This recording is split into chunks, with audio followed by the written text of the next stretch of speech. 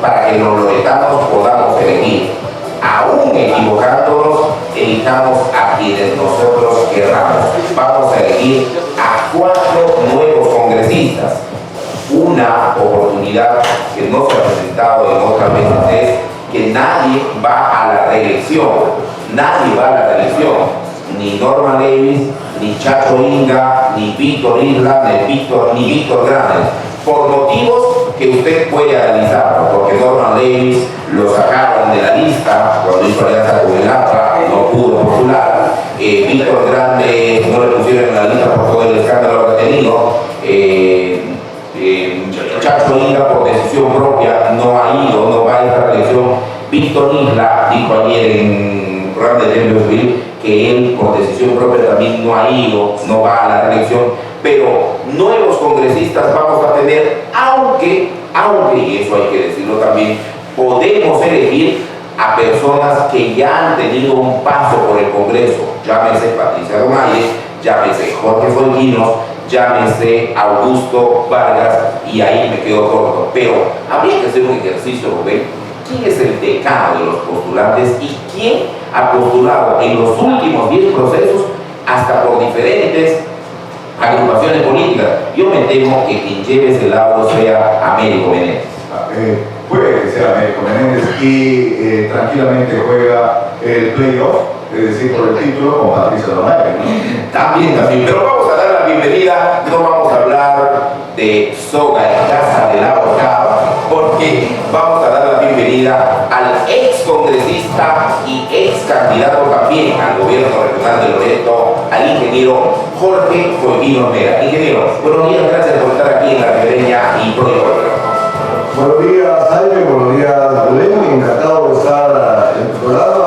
Está muy ameno la discusión que hemos realizado, ¿no? Bueno, recordar y volver a vivir, ¿no? Pero de lo que te he escuchado, cuando hemos ingresado, quiero decirte, para que el público lo tenga en cuenta, Acción Popular eligió sus candidatos en un proceso electoral interno con el asesoramiento de la OMPE y la fiscalización del Jurado Nacional de Elecciones. A tal punto que en un solo acto se eligió candidato a la presidencia de la República y candidato al Congreso de la República de las distintas regiones del país. Para la presidencia de la República se presentaron 4 candidatos en una competencia interna y salió elegido Alfredo Barnechea.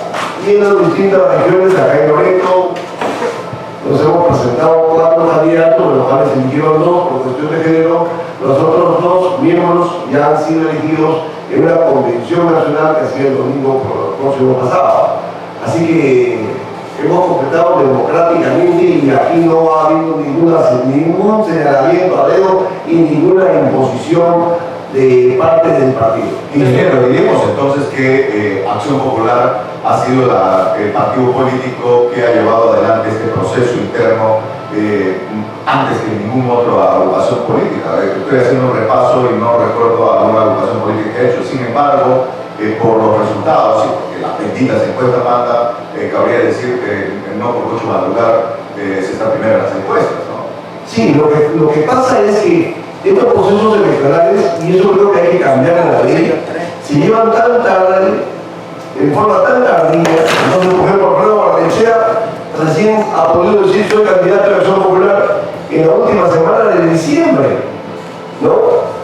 Cuando las bases le han elegido como candidato, cuando ya hemos tenido los dueños de los partidos, como es el caso de Alan, como es el caso de Keiko, que han estado todo el año y haciendo campaña en pro de su candidatura presidencial. Entonces hay una cierta ventaja que han tomado otros candidatos. Pero eso no nos amilana, eso no nos quita la fe de que vamos a llegar, porque creo que nuestro candidato presidencial y el partido en sí mismo tiene las mejores propuestas que tenemos ahora en los planes de gobierno diversos que se están presentando. Ahora, hay que decir también, ya que hablamos de candidaturas presidenciales, que Alfredo Barnechea fue militante aprista, fue candidato a la alcaldía de Lima por el partido aprista, fue derrotado por Alfonso Barrantes, luego postuló como diputado por el APRA y fue elegido diputado y hoy es candidato presidencial de Acción Popular, la antípoda de su agrupación en la década del 80, pero, y eso también porque acá somos, digamos, lo que decimos, lo bueno y lo malo que creemos, pero en los medios de comunicación y en las redes sociales no hay quien señale a Alfredo Barnechea como un improvisado, como quien lanza propuestas para las tribunas, tanto así que Renato Cisneros, uno de los periodistas más agudos y creo más objetivos por la distancia, vive en Madrid, ha dicho que quien ha escuchado a todos en los medios de comunicación, pero quien le parece el más idóneo, aún no decidiendo su voto, es Alfredo Barnechea, y con propuestas serias. Claro, porque uno dice, ¿cómo hacemos que el Perú gane más con el gas? Y Barnechea tiene una propuesta seria sobre ello. ¿Cómo hacemos para que la electricidad llegue a todos los pueblos? Barnechea tiene una propuesta seria para ello. ¿Cómo hacemos para que, por ejemplo, a distritos como Punchana lleguen agua siquiera 5 horas, hoy llega media hora? ¿Entiendes? Esas propuestas serias tienen que haber. Pero en desmedro de esas propuestas serias va que Acción Popular puede haber sido el primero en hacer elecciones internas, pero va a ser el último en las elecciones a raíz de las encuestas que podemos ver, ¿no? Yo no veo por qué una derrota le da risa a usted me causa gracia tu pesimismo contra el optimismo que nosotros tenemos, ¿no? No se olvide que acá en el Perú dicen que un pesimista es un optimista bien informado. Jaime, te cuento una historia para tu información. Yo postulé por primera vez por una invitación con el presidente Valentín Paniagua en el año 2006, la campaña de 2005. Nosotros en 2005, pueden revisar las informaciones, en diciembre del 2005 Valentín Paniagua tenía 38% de intención de voto en las encuestas. 38%. Altísimo. Altísimo. Y hemos llegado a 7% en abril. Así que, y esta vez va a ser a la inversa. ahí tienes un ejemplo. Ahí tienes un ejemplo. Las encuestas del momento. Bueno, Castañeda también la elección pasada, tanto así que James Grude se sentía candidato seguro al Congreso de la República, fue candidato y ya se sentía seguro, pero Castañeda un poco más y no pasa la valla. Mira, Alfredo Barnechea es muy objetivo en esto. Y tiene un grupo de analistas muy fuerte, un grupo de técnicos muy fuerte. El análisis que llega a Acción Popular es esto: aquello no lo podemos bajar en primer lugar por nada. Eso se admite. Aquello sí o sí está en la segunda vuelta. Eso lo tenemos bien claro. Pero el que está en segundo lugar está entre 13 y 15%. Entonces está bajo. Entonces es fácil remontar esas cifras. Es muy fácil remontar esas cifras. ¿Cuándo viene Alfredo Barnechea acá? Alfredo Barnechea, yo tuve el día viernes una comunicación con el Mundo del Águila, que es el jefe de campaña, Y candidato a la segunda vicepresidencia, y le he pedido que yo tenga la comunicación esta semana con la base para fijar una fecha, porque nosotros mismos queremos estar acá un poquito mejor asentados de lo que estamos en el. ustedes también asentados. Bueno, Pero usted lleva ya 8 años en campaña. ¿Cuántos años lleva en campaña? No, por la presidencia de la región, dijo. no, mira, tenemos que estar bien organizados para hacer una buena presentación. ¿Le van a llevar a Yurimaguas? Tendrían que ir, ¿no? Por respeto a los pobladores del Bueno, país. ya estuvo Alfredo Barnechea y Yurimaguas, estuvimos juntos en Yurimaguas no hace un mes.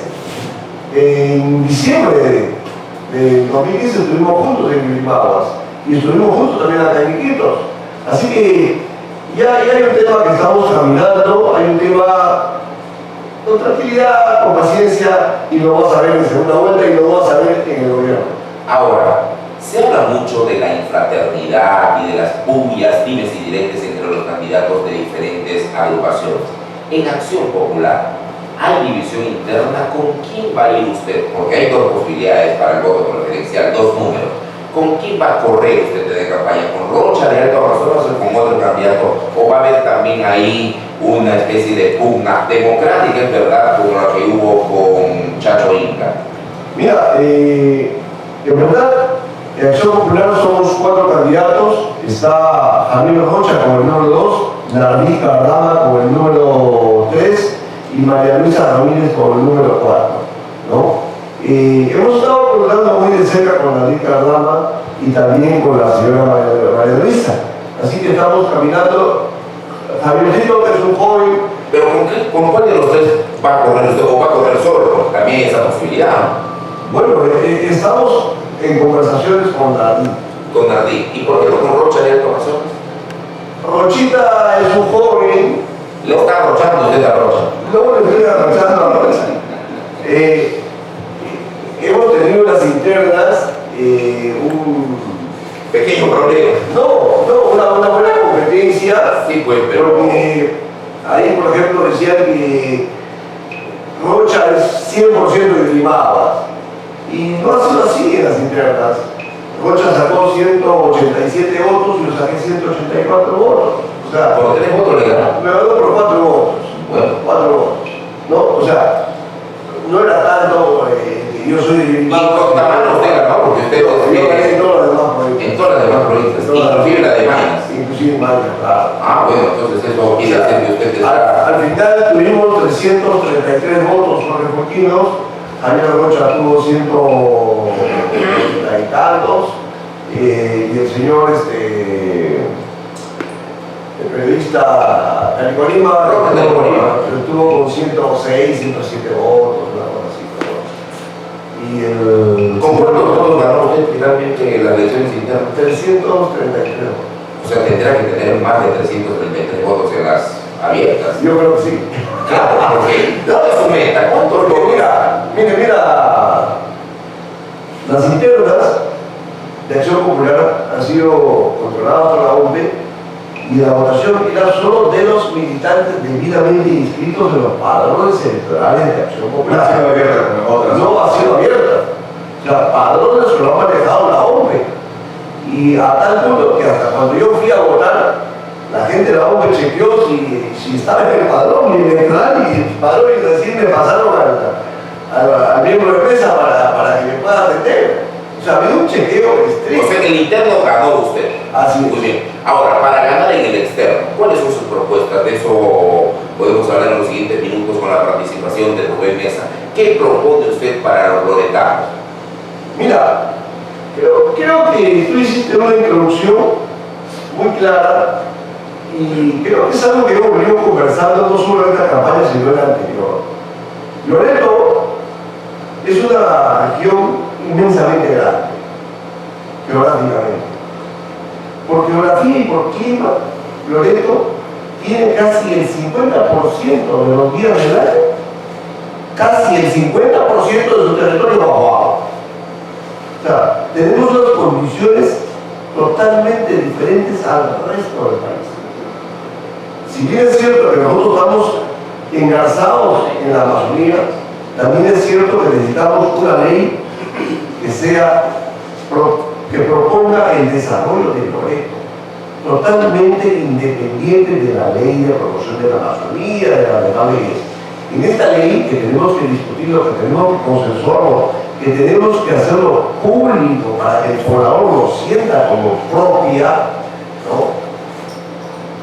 Ahí tenemos que ver todos estos temas que tú dijiste: turismo, desarrollo industrial, comercial, ¿Y cómo se y otra llega? universidad. ¿Y cómo se llega con esas propuestas justamente en ese escenario que usted describe, que somos una región bastante complicada, poco accesible?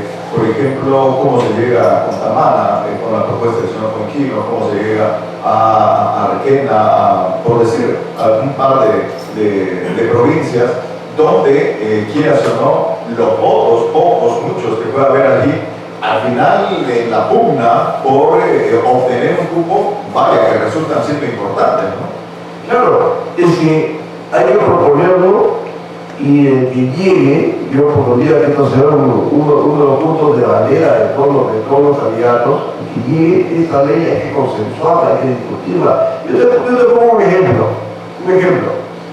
que lo he vivido como parlamentario. Yo fui presidente de la Comisión de Comercio Exterior y Turismo, y en marzo del 2011, ya de salida, fuimos a Tacna para ver una ley que proponga el desarrollo de Tacna. Hicimos encuentros con los diversos sectores, de tal manera que la propuesta de ley salió prácticamente del pueblo de Tacna. Y entonces el presidente de Tacna, que era de Acción Popular, dijo, bueno, otra comisión más del Congreso que viene a pasearnos, ¿no? Porque ya era marzo del 2015. A pasearnos y a pasearse. Claro. En 2 meses hicimos la ley, la llevamos a discusión, la aprobamos en el Congreso, a tal punto que el presidente Alan García, más o menos en fines de mayo, principios de julio, viajó a Tacna a hacer una visita, y todo Tacna, todo el pueblo de Tacna, a donde iba, le exigían que promulgue la ley, que promulgue la ley, que promulgue, no le pedían nada más. Es que ahí también el escenario, es decir, el ambiente donde se pueden proponer leyes serias o propuestas serias, proyectos de ley serios, es otro. O sea, en el sur está demostrado que cuando quieren abordar una bandera son un solo puño. Aquí todos nos vamos cada uno por nuestro lado. Porque la ley hay, también las propuestas se dispersan, se designan. La propuesta suya puede sonar interesante, pero ya va a venir su contendor político o vendrá el titular del Frente Patriótico de Loreto, que dicho sea paso de sus elecciones ahora es un gobernador. Es una pugna de partidos y agrupaciones pugna y van a designar simplemente porque usted no está de uno u otro lado. Entonces, bueno, creo que hay mucho por hacer, ¿no? Hay que trabajar. Estas leyes no nacen de la noche a la mañana. Estas leyes hay que consensuarlas, hay que llevarlas a discusiones a los colegios profesionales, hay que llevarles discusiones a las instituciones públicas, al gobernador, a los alcaldes, que hagan su proposición. Allá tenemos que intervenir todos, porque es una ley que tiene que abarcar todos los aspectos sociales y económicos de nuestra región. Mira, y no es una cosa que es un invento. En otros países del mundo, inclusive en Estados Unidos, se han dado leyes específicas para regiones específicas que tenían problemas diferentes a los demás y se han creado y han generado desarrollo y han generado riqueza en esas zonas. O sea que no es un invento, es una cosa que se puede lograr, pero en base al diálogo. Ahora, ingeniero Fontinos, quienes le escuchen y quienes saben que usted ha estado en el Congreso de la República más de 3 años dirán, y en esos 3 años, ¿qué ha hecho el ingeniero Jorge Fontinos para mejorar mi condición de vida? De poblador de Contamana, de Tintán, de Cabo Blanco, de Iquitos, de Puchá, de Mazán. ¿Qué ha hecho el ingeniero Jorge Fontinos en su paso por el Congreso de la República para mejorar la condición de vida del poblador amazónico? Vamos, gracias por la pregunta. Hablamos de la ley de explotación de pasajes aéreos. Pero eso no es de Augusto Vargas. Bueno, Augusto Vargas es coautor, como yo también soy coautor. ¿Y cómo se puede ser coautor de la ley? Más o menos ser padre de una criatura, así más o menos, ¿cómo sería? ¿Qué es lo que sucede? Se presentan leyes que van en una misma dirección, en un mismo sentido, a un mismo bien. Ya. Lo presenta Rubén, lo presentas tú, lo presento yo. Entonces cuando va al pleno, se discute y la ley se transforma en una sola. Pero a ver, un momentito ahí para que la gente también entienda cómo se da una ley. Pero hay quien lo propone. ¿Quién ha propuesto esta ley? ¿Quién ha dicho, presidente García, esta ley, o al pleno del Congreso, a la Comisión de Economía, esta ley, ¿quién fue ese autor? Según la información que tengo es Augusto Vargas, pero después uno va al Parlamento y dice, a la bancada de Perú Posible, la bancada, ¿pueden apoyarme a cosas? No, apoyo mi firma, y una ley que va a beneficiar a Loreto termina siendo apoyada por el de Tacna, el de Trujillo. Pero, no, pero ¿quién es el autor de la ley? Hay un autor, no puede haber 2 autores, porque el padre de un hijo no puede ser 2. A ver. No confundas. No, usted me confunde. Ya, mira, en este caso específico de la ley de pasajes aéreos, el Ejecutivo mandó un proyecto de ley. Alan García. Entonces él es el padre de la criatura. El Ejecutivo mandó un proyecto de ley. Y su mamá no es chica. El señor Augusto Vargas mandó otro proyecto de ley. Y el que te habla, Jorge Fontinos, con su bancada, mandó otro proyecto de ley. Todos trataban el mismo tema que era la rebaja del pasaje aéreo del IGB, Que no se pague el IGB. que no se pague el IGB. Pero el tratamiento era de diferentes aspectos, ¿no? El de Augusto tenía el tema de la carga. El mío, como te expliqué fuera del micrófono, tenía el concepto de que solo con presentar el DNI de que tú eres loretano tenías el derecho al descuento. No, pero hay gente que tiene el DNI, domicilio Loreto y vive en Lima hace 20 años. Sí. Pero eso no es el espíritu de la ley, es beneficiar al poblador amazónico, no al que ha nacido. Era el criterio. En esos tres criterios, cuando va a la discusión al pleno, se unen los criterios, se saca un texto consensuado, ¿no? O lo que se llama un texto sustitutorio, o todos, como en este caso, dicen, bueno, yo dejo de lado lo que propongo y me auno a esto. O sea, para esta ley ustedes hicieron una alianza con el APRA. No, votamos todos. No, pero es una forma de alianza. Es una forma de alianza, claro. Entonces, ¿por qué se sorprende la alianza con el PPC, el APRA y Fuerza Loretana? No, una cosa es una alianza electoral y una cosa es una alianza de trabajo con fines específicos. Pero es para trabajar por el Perú. Para lograr un fin específico. Pero al final se logró la ley. Y entonces, cuando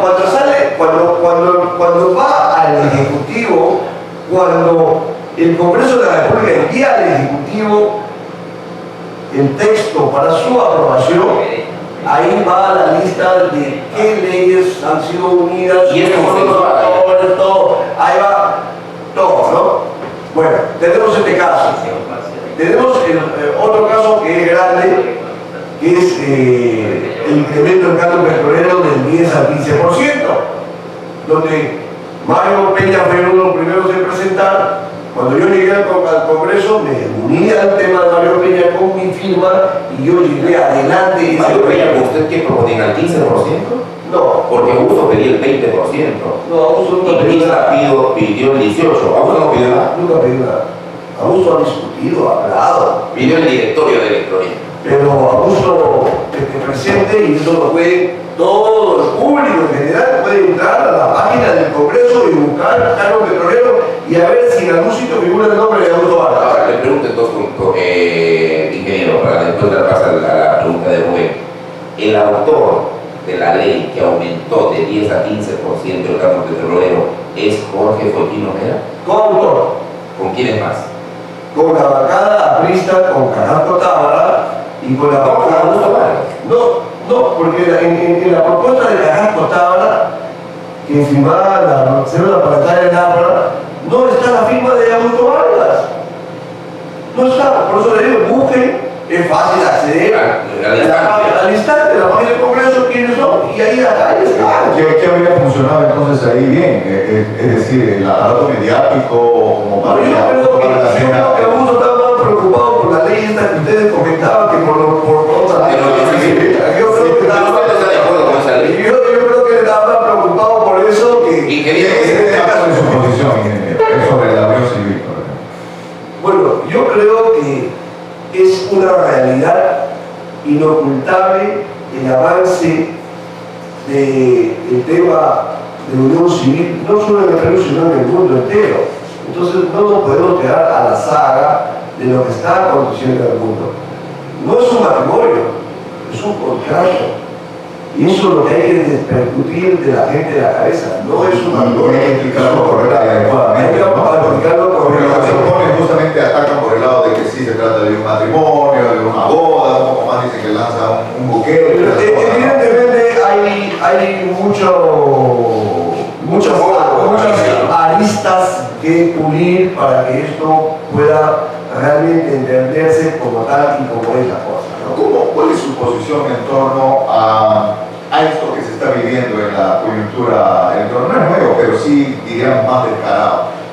Las agrupaciones políticas están valiendo de personajes faranduleros, personajes que no tienen mayor presencia en la vida social o política del país, pero que de pronto pueden servir para jalar votos.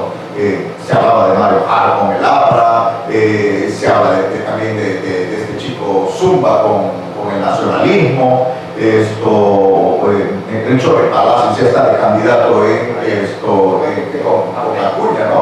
Es decir, y aquí también tenemos a estos personajes vinculados incluso a Nero, tenemos y lo digo, yo no tengo temor, a Tacuarisma, tenemos a Panduro queriendo ser congresista. Tú no tienes temor, pero a mí me va a de pronto a otros personajes, le pregunto, es decir, usted es de la posición de defender lo que marca la Constitución, en el sentido que cualquier peruano mayor de 25 años puede ser candidato al Congreso de la República, o cree que debe haber algún tipo de un tipo de filtro para que lleguen a ese espacio, no pues sus ideas, no pues qué sé yo, tantas personas que con esa famosa libertad y la amplitud democrática de nuestro país puede llegar cualquier hijo del vecino también al Congreso, ¿no? Sí, bueno, tienes toda la razón. Yo creo que hay que cambiar este tema y creo que hay que poner vallas un poco más altas para acceder a los diversos cargos públicos. Hasta los guachimán le piden un currículum determinado para ejercer su trabajo.